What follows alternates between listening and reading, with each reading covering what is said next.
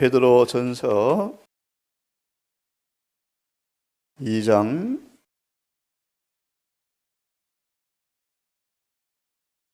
베드로전서 2장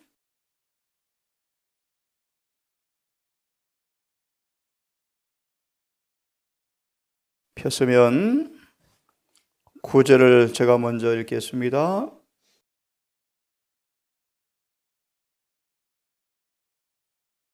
오직 너희는 택하신 족속이요 왕같은 제사장들이라. 거룩한 나라요 그의 소유된 백성이니 이는 너희를 어두운 데서 불러내어 그의 기이한 빛에 들어가게 하신 이에 아름다운 덕을 선전하게 하려 하심이라. 13절 인간에 세운 모든 제도를 주를 위하여 순복하되 혹은 위에 있는 왕이나 혹은 악행하는 자를 징벌하고 선행하는 자를 포상하기 위하여 그의 보내는 방백들에게도 순복하라. 곧 15절 선행으로 어리석은 사람들의 무식한 말을 막으려는 것이라.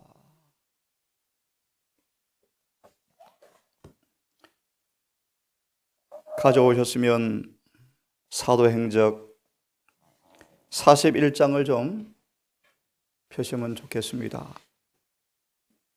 사도행적 41장, 사도행전 26장 본문의 말씀인데요. 사도행적 41장을 펴놓으시고 잠시 한 말씀을 먼저 듣고 본문을 보겠습니다. 복음전도 123페이지 말씀 먼저 들어보십시오. 복음전도 123페이지 말씀. 그리스도교는 사람을 신사가 되게 한다. 그리스도교는 사람을 신사가 되게 한다. 예수께서는 당신을 핍박하는 자들에게까지 예의를 나타내셨다. 이제 행적을 인용하시면서 사도 바울을 보라. 아그리빠 왕에게 행한 그의 연설은, 설교는 참된 예절의 모본이었다. 바울은 마음에서 우러나온 사랑의 열매로 그를 신문하는 원수에게조차도 가장 거룩한 예절을 나타내었다. 행적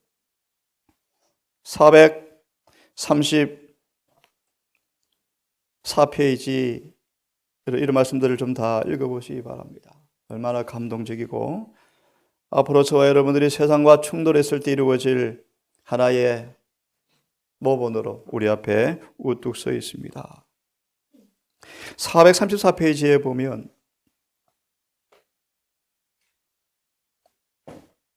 파수병에 쇠사슬에 매인 늙은 죄수는 외모에 있어서 세상에 그에게 충의를 표할 만한 것은 아무것도 없었다. 재물도 친구도 재물도 지위도 없이 하나님의 아들에 대한 그의 신앙으로 죄수가 된 이 사람에게는 온 하늘은 관심을 가지고 있었다. 참 멋진 모습이죠. 천사들이 그의 수종자들이었다. 친구도 변호사도 세상에 아무런 도움도 없는 죄수의 모습으로 끌려간 바울은 하늘의 천사들이 그의 수종자들이었다. 만일 이 빛나는 사자들 중에서 하나가 영광이라도 비쳐 나왔더라면 왕의 화려함과 교만은 창백하였을 것이며 왕과 궁신들은 그리스도의 무덤 곁에 있었던 로마의 파수병처럼 땅에 넘어졌을 것이었다. 쭉 읽어보시면 그 다음 문단을 보시면요,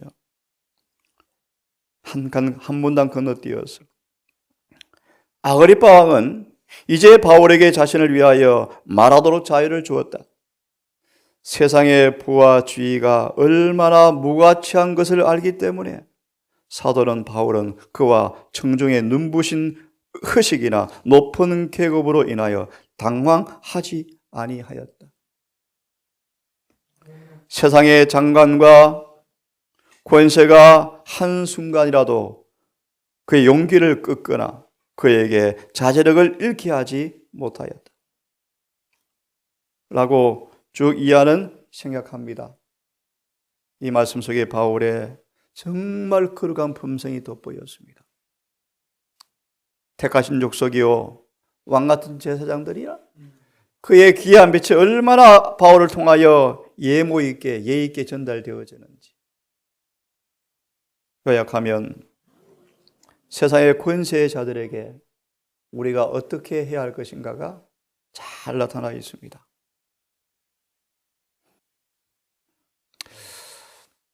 다시 한번 이 본문의 말씀을 통하여 앞으로 우리가 세상 정부와 심지어 교회의 권세까지 어떻게 우리가 처신할 것인지 한번 말씀을 통하여 배우면 좋겠습니다.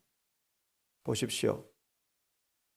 행전 4장 19절, 5장 29절처럼 하나님께 충성을 다하는 사람들은 세상의 생계의 방도가 완전히 끊쳐지고 세상 정부로부터 모든 보호가 거두어질 것입니다. 한번 엘렌 화이트 계시 가운데 거실에 있는데 아시죠? 일단의 무리가 승자의 집으로 오는 걸 바라보면서 가만히 보니까 교인들이요, 자기 교인들이요. 너무 기뻐서 문을 열고 맞이하려다가 문득 이상한 생각이 들어서 다시 가만히 보니까 화이트분과 함께 다닌 교인들이, 재림 교인들이 로마 교황의 신부들을 대동하고 화이트분의 집으로 오는 것이 계시해 보였죠. 그런 다음 하얀 색으로 화이트분의 집에 삥 둘레를 선을 그은 다음 세상의 보호로부터 박탈한다. 그때 내 아우가, 내 형제가 우리를 뭐 합니까? 배신할 것이다. 참 슬픈 얘기죠? 그런 일이 올 거예요. 마침내 사형 명령이 내리게 될 것이다. 저와 여러분들의 운명이요. 계시 13장 4절 5절 온 땅이 따르고 13장 9절과 마지막 9절에 다 죽이라 하더라. 하지만 이런 약속이 주어져 있죠. 그들은 높은 곳에 있게 될 것이다. 하나님의 보호와 천사들의 밀실을 가리키죠. 예수님의 모범을 좀 보겠습니다. 예수께서 사신 당시도 정부는 부패하고 강압적이었다. 그래서 28장을 보시면 세상과 교회가 점점 부패되어 간답니다. 예수님 당시에도 토색과 편협과 잔인한 압체와 악패들이 호소하고 있었다. 그럼에도 불구하고 주님께서는 사회개혁을 시도하지 않으셨다. 쓸데없는 일이었죠. 주님은 아시죠. 그럼 주님 뭐하러 오셨습니까? 사람의 마음을 변화시키러 오셨지 사회개혁하러 오지 않았습니다. 국가의 원수를 정죄하지도 않으셨다. 사단의 악한 도구들인데요. 주님은 공격하지도 정죄하지도 않으셨다. 그는 권력을 장악한 자의 권위와 행정에 간섭하지도 않으셨다. 그럼 가만히 있을 것인가? 때때로 펜과 투표로 기도로 의사를 표현하래요. 때때로. 왜요? 하나님의 평안이 임해야 이 교회가 유지가 되지 않습니까? 그죠? 우리의 모범 되신 주님께서는 세속적 정치를 멀리 하셨다. 예수님은 법률적으로 정치적 의문들을 결정하라는 질문을 여러 번 받으셨다. 예수님은 이런 의문의 결정의 질문을 받을 때 속세의 문제들에 개입하기를 거부하셨다. 그리스도께서는 세상에 오셔서 건설하시고자 하는 위대한 영적 세계, 곧 의의 왕국의 머리로서 이 세상에 서 계셨다. 사회 질서 개혁하러 오신 분이 아니에요. 그의 교훈은 마음에 세워지는 은혜의 왕국을 다스리는 고상한 성결의 원칙을 천명하셨다. 그리스도께서는 공의와 자비와 사랑이 여호와의 왕국에서의 지배하는 세리금을 그들은 질문 앞에 이것을 보여주셨다.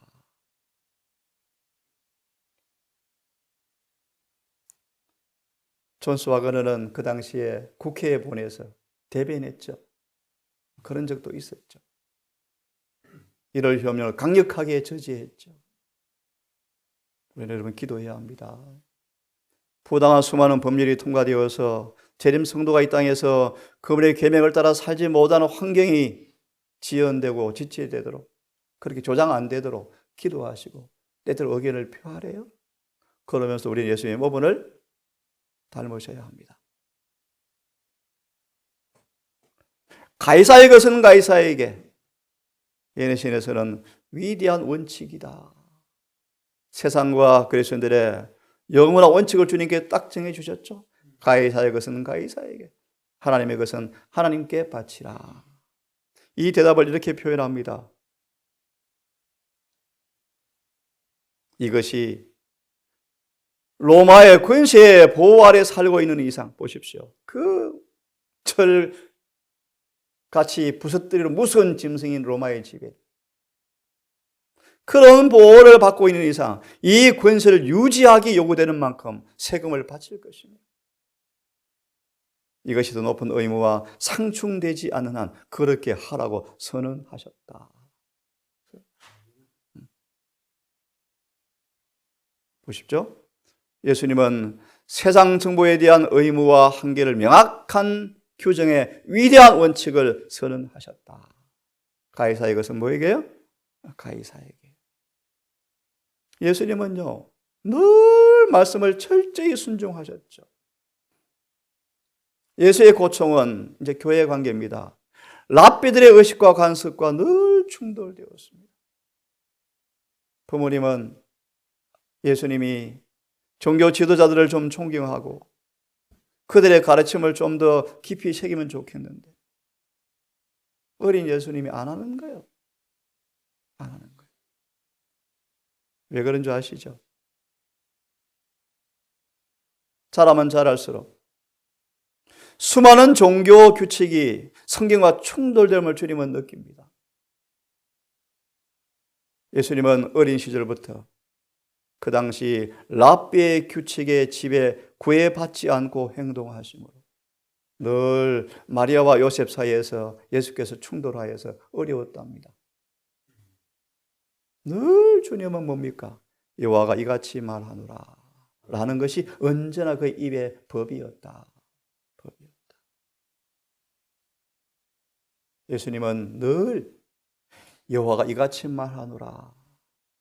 성경을 정확하게 여러분은 아셔야 돼요. 앞으로 심판장에 끌려갈 거예요.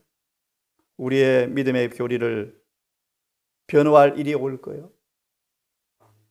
그때도 누구한테 가서 대신 물어보라 그럴 것입니까?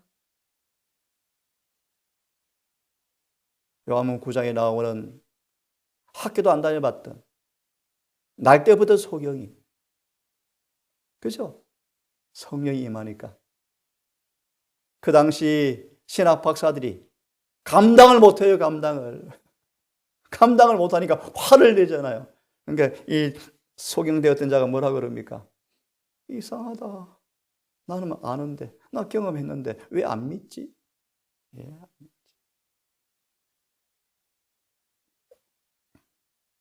예수님은 참 온순하셨죠. 유순하셨죠. 그래서 쉽게 감화받을 것처럼 생각하고 강요합니다. 그대의 금은과 유전을 받아들이도록 권하였지만 예수님은 성경적 근거를 요구하셨다.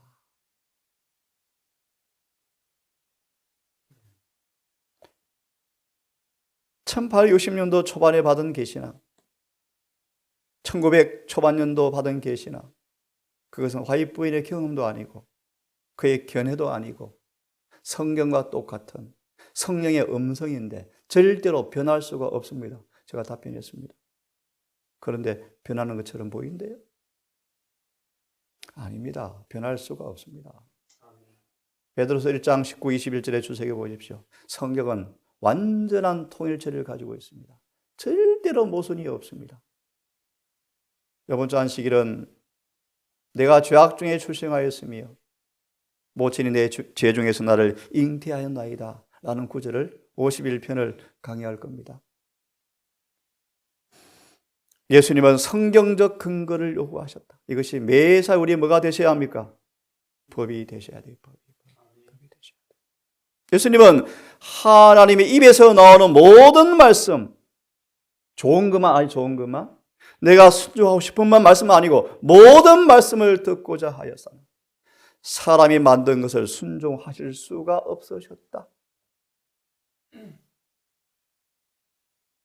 예수님은 성경을 처음부터 끝까지 아시는 듯 하였으며 성경의 참뜻을 그들에게 드러내셨다. 랍비들은 어린 아이에게서 가르침을 받는 것을 수치스럽게 여겼다.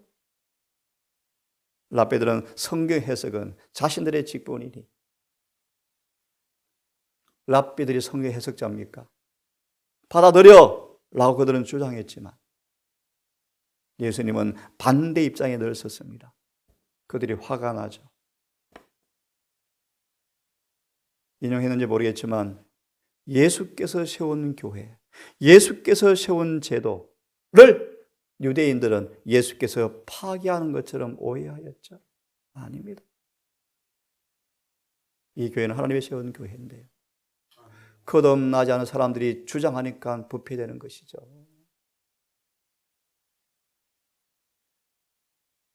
교회는 부패해 가고 있습니다. 세상도 점점 부패해 가고 있어요. 예수님은 매사에 스스로 행동하기를 시작하였고 심지어 부모에 대한 존경과 사랑조차도 성경대로 사는 것을 막을 수가 없었다. 심지어 가족 안에서도 간섭과 다르게 취하신 그 행동은 오직 기록하였으되 라는 말씀입니다. 참 불편하죠? 좁죠? 그죠? 랍비 영향이 예수의 생애를 괴롭게 만들었다. 이렇게 왜 살아야 합니까?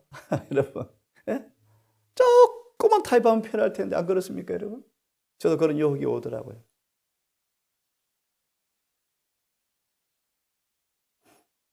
소년시대조차도 침묵과 끈기 있는 인내에 어려운 공간을 배워야 했다. 왜요?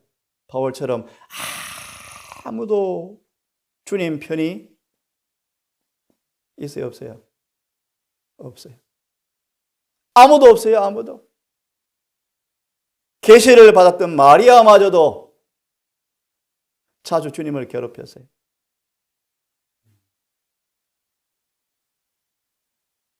보십시오. 요셉의 아들들이 늘 왜 그리 예수야 너 교회 말 안 듣니? 왜 랍비들 말이 안 듣니? 사람의 경우를 말씀보다 더 높인 것이 요셉의 아들들의 모습이었죠. 그 어린 동생 예수가 명철한 식비력 때문에 요셉의 아들들은 화가 나서 왜 그리 완고하니? 예수를 뭐라고 표현해요? 완고하니? 사람의 평판이 여러분 사람의 평가예요. 때때로 오해를 받죠. 왜 그리 완고하니? 왜 잘난 체하니? 예수님은 랍비에게 대답하시는 말씀 가운데서 지식과 지혜로 오히려 그들의 입을 닫게 하죠. 이 말씀 아침에 제가 기도한 말씀이요. 그들은 예수께서 생명나무와 접촉하는 것을 깨닫지 못하고 있었다. 마리아가 예수께 늘 권고하죠. 랍비의 길에 좀 따르라. 예수님은 마음에서 동정과 자비가 흘러나오는데 막을 수가 없었다. 심지어 말 못하는 짐승까지도 도와주는 그의 습관을 아무도 못 막았다. 사랑과 동정과 친절의 소수가 흘러나왔다. 제사장과 교사들이 예수를 좀 밑에 좀 두고 싶은데 안 되니까 마리아한테 와서 종용하자. 마리아는 그 사회에서 매우 괴로웠다. 그때 마리아에게 예수께서 성경을 펴서 읽어주자. 마리아는 내 아들이 맞네. 오직 성경. 오직 성경. 성경을 알아야 이렇게 할 수 있겠습니까? 그럼요. 성경을 알아야죠.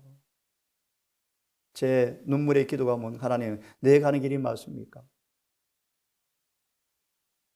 제가 이 길을 35년간 걸어오면서 정말 간증하라면 할 게 많죠.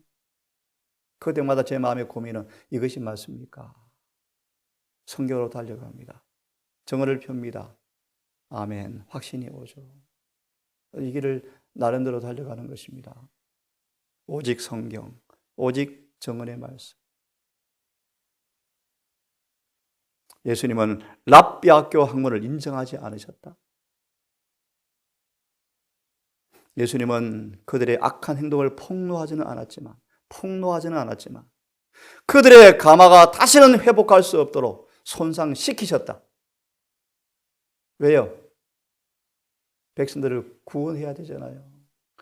그의 아들은 다 쏟거든요. 다 쏟아서 넘어가 버리니까 그들이 악한 행동을 덜 주진 않았지만 그들의 가마력을 꺾어서 백성들을 멸망의 에스겔 34장 양들을 상처받지 못하게 하려고 구원하려고 할 수 없어서 이렇게 하셨답니다. 예수의 모본이요. 눈으로 보십시오. 참 보십시오. 예수님은 이런 문제에 대해서 전혀 자유하셨죠.